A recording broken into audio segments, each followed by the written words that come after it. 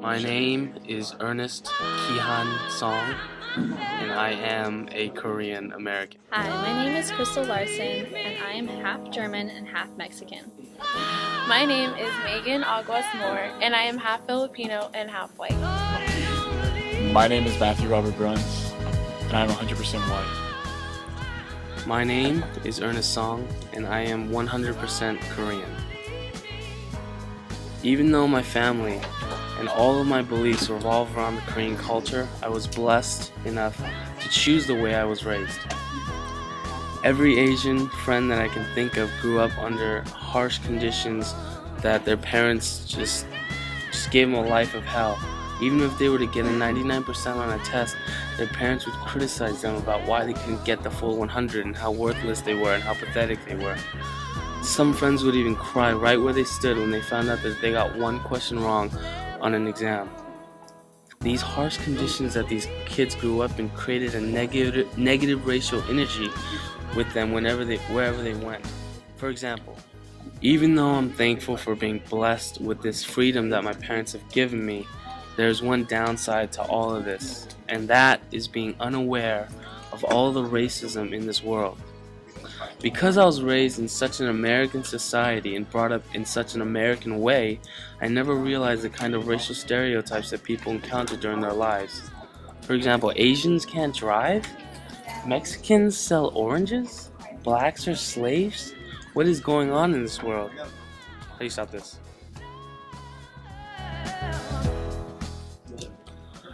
My lack of knowledge of racism around the world made it hard for me to notice that the things that have been around my whole life has had a horrible racial history. An example of this is Chavez Ravine, which was a small village consisting of a Chicano society right where the Dodger Stadium is now. The people living in this village were given no choice but to leave their homes. They were kicked out, they were thrown out like they were nothing. If this village was a white suburban area, there's no way that the people would even think about destroying it and putting a baseball stadium right on top of it. These Chicanos were tricked into selling their homes for less than the average price of a home and were just mistreated. Hi, my name is Megan, and I grew up in a small town where the majority of people are Hispanic, called Valverde, which in English means Green Valley. This small town is placed right in the middle of the Santa Clarita Valley. It is so small that when we have to write down our address, we have to write Castaic, an outer part of Santa Clarita, instead of Valverde. The surrounding towns are filled with white neighborhoods, which is why a lot of people forget about my town. The houses in this area are small and for a lower income. Everybody sees this town as Hispanic and ghetto. Everyone outside in the Santa Clarita Valley is scared to see what it is really like. I have had a lot of friends tell me their parents wouldn't let them come over when I was younger because their parents were scared of their children seeing gang fights or being in a dangerous environment. I have lived here for 19 years and I have never encountered danger or a single fight. I have also seen Chicanos around me living a peaceful, normal life, planting flowers, saying friendly hellos to their neighbors, and bringing over food as a friendly gesture. Because this place is dominantly Hispanic, everyone expects the loud music, the fights, the foul language, and people in baggy clothes. But like the outside world of this town, it is just as peaceful and enjoyable.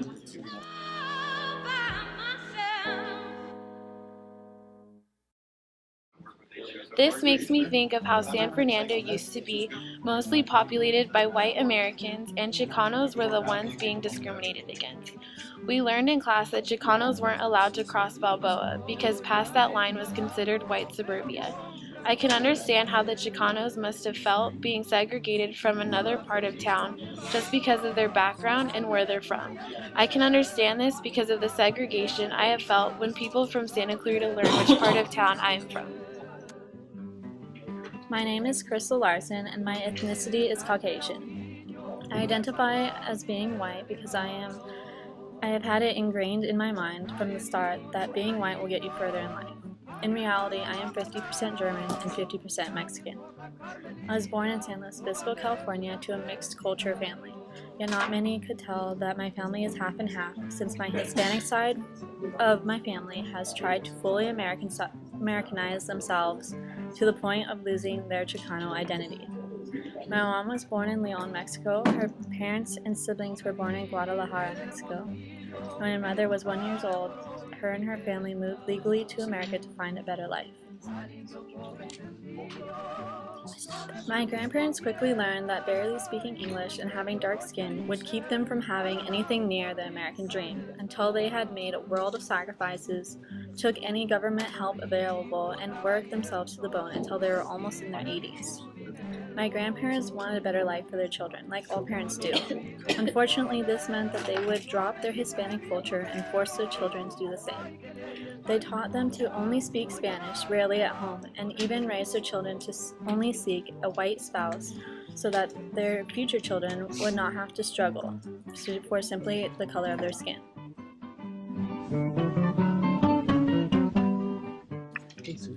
This Chicano Studies class has helped me to realize that I have been raised to almost be racist in a sense, even though I'm not fully white. I was raised to seek out a white partner because they would be able to take care of me and my children so I would not have to work if I didn't want to. I was taught to only have white friends because they would be better influences in my life. I later even found out that my mother did not allow me and my sister to visit my Hispanic grandparents for longer than 10 minutes until we were at least 8 years old, just to make sure that we did not pick up Spanish.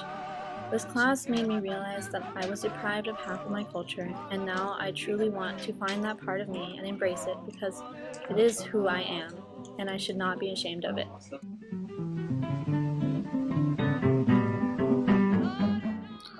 There's a stereotype these days of what is normal and what is socially acceptable.